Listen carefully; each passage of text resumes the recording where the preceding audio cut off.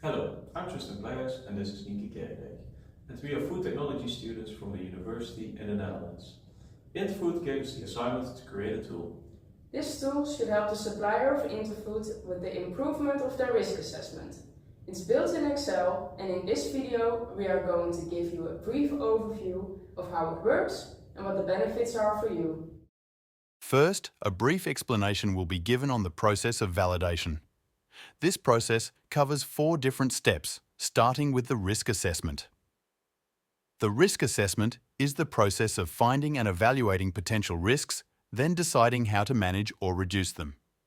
After the risk assessment, the validation step will follow. The validation is focused on collecting and evaluating scientific and technical information to determine if the risk assessment will effectively control the risk. The third step is implementation.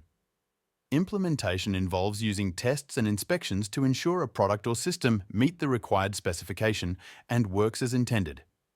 The fourth and last step is the verification. Verification involves checking that a product or system meet the specified requirements and design standards through evaluations and tests. Now the instruction of the tool will be started.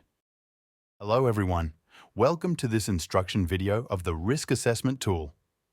For your information, the tool doesn't have to be sent back to Interfood, it is only for your own improvement. The risk assessment tool starts with an introduction where the purpose, question composition, and the benchmark are explained. The benchmark is an overview of all the topics that are discussed in the tool.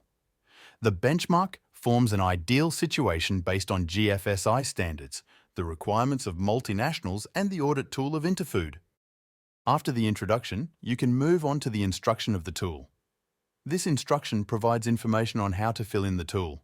It is essential to save the tool in your own folder, allowing you to exit the model and complete it at a later time. Recommended is to save the tool frequently when answering the questions to prevent loss of information.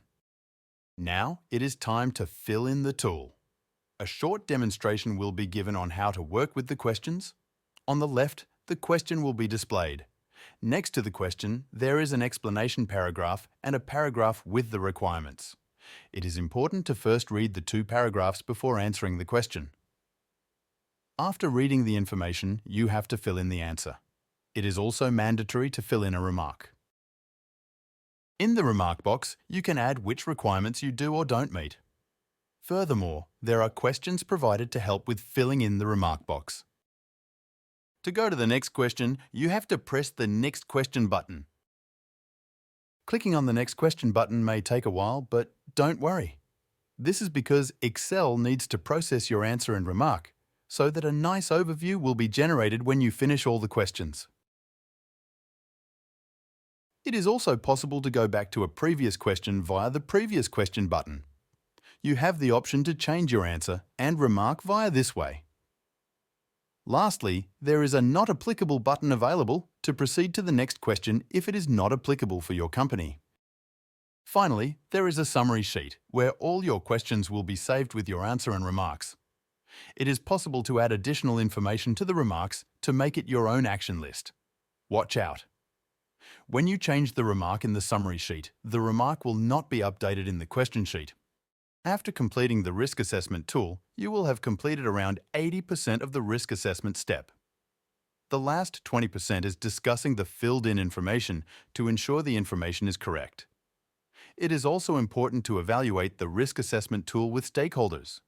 Thank you for watching. We hope this tool will help you with the improvement of the risk assessment, and good luck with filling in the tool.